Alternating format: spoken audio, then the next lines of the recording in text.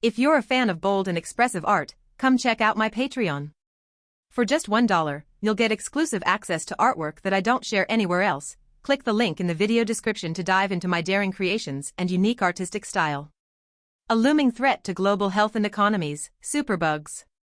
New models predict a catastrophic future if decisive action isn't taken immediately.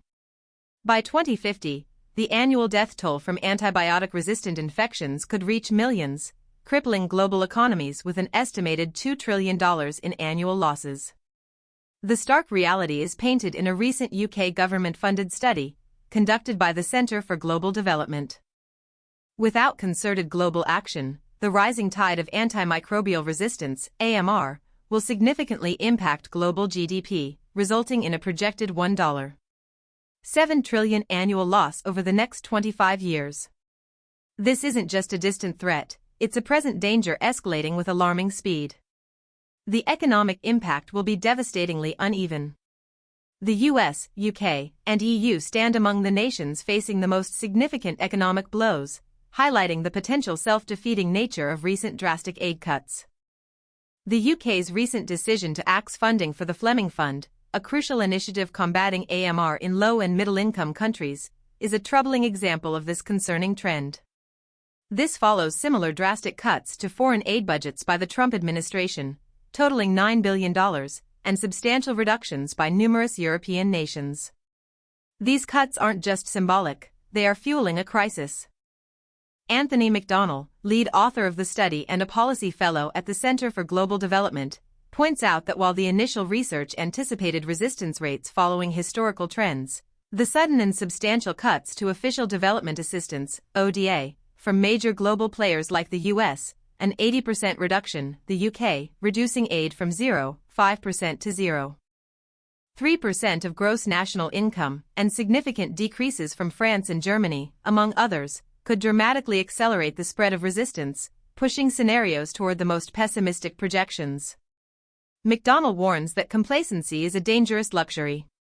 Unless AMR programs are shielded from these devastating budget cuts, global resistance rates will mirror those of the worst affected countries. The consequences? Millions more deaths worldwide, including within G7 nations. The study's grim projections extend to specific economic losses. China, facing a potential annual GDP loss of nearly $722 billion by 2050, the US, a staggering $295.7 billion, the EU, $187 billion, Japan, $65.7 billion, and the UK, $58.6 billion. These numbers represent not just financial losses but the human cost, a staggering loss of life. The Institute for Health Metrics and Evaluation, IHME, projects a 60% increase in AMR deaths by 2050, forecasting over 1.34 million annual deaths in the US alone and 184,000 in the UK. These are not just statistics, they represent individuals, families, and communities devastated by preventable deaths. The escalating crisis impacts healthcare systems profoundly. Superbugs lead to increased hospital admissions, longer and more intensive hospital stays, requiring costlier second-line treatments and complex care. The study estimates that resistant infections are approximately twice as expensive to treat as those treatable with effective antibiotics. Globally, health costs related to AMR could increase by nearly $176 billion annually.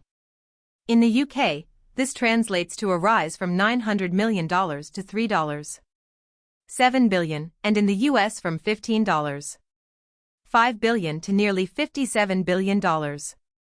The ripple effects extend beyond healthcare. The UK, EU, and US workforces could shrink by 0.8%, 0.6%, and 0.4%, respectively, due to the increased burden of AMR. However, the study also offers a glimmer of hope.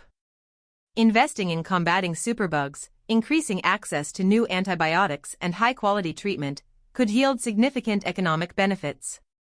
The U.S. economy could see a boost of $156.2 billion annually by 2050, and the UK, an additional $12 billion. This underscores the urgent need for proactive investment in research, development, and global cooperation. Dr.